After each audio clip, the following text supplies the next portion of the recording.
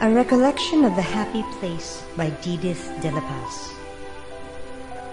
Memories of the past sometimes get murky, but never totally forgotten.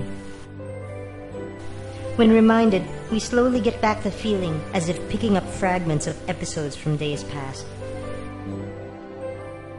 One never loses the state of mind, the mood, the relationships, and the particular feeling of the surroundings, while remembering traces of how it used to be.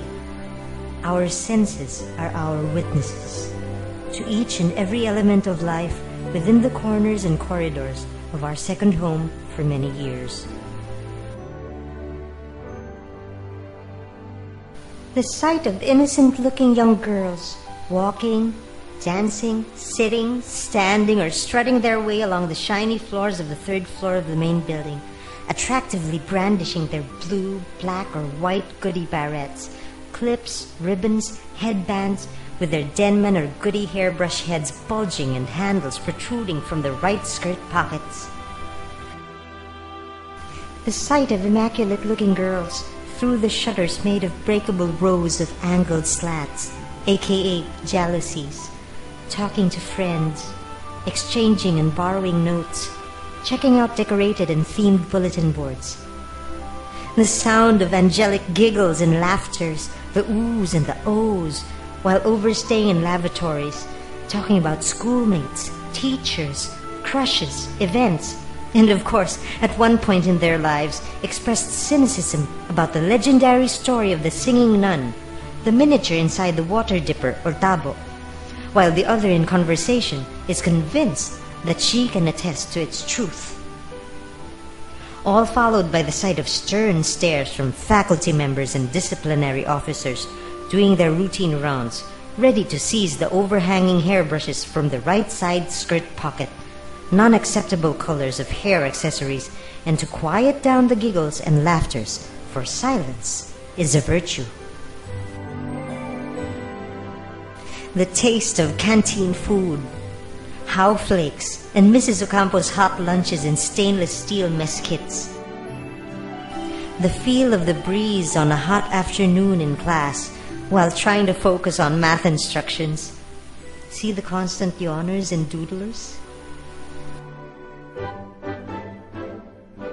The sound of Mr. Ubas's holler, calling out students, fetchers, and school bus drivers' names.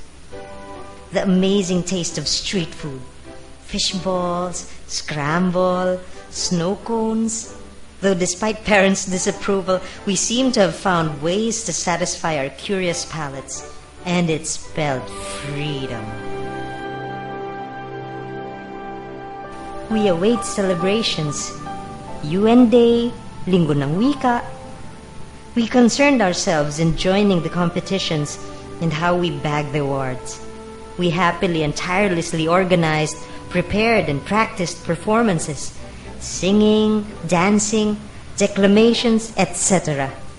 And we decided who will represent us in Miss UN and Mutya ng Linggo ng Wika. There were the sounds of screams and shouts, cheers and jeers during sports fests. And for show of extended support, some traveled to LSGH to watch our team compete at GALS. Feeling giddy over the junior prom at the Peninsula Manila and the seniors ball at the Manila Hotel, all dressed up like dolls with escorts, feeling guapo. I have very little contribution on CAT experience. I have little or no recollection of how fun or not it was. I'm sure it was, but I was one of the few who were exempted due to physical inability to engage in strenuous activities. My CAT activities were restricted to making silly board games and doing nothing.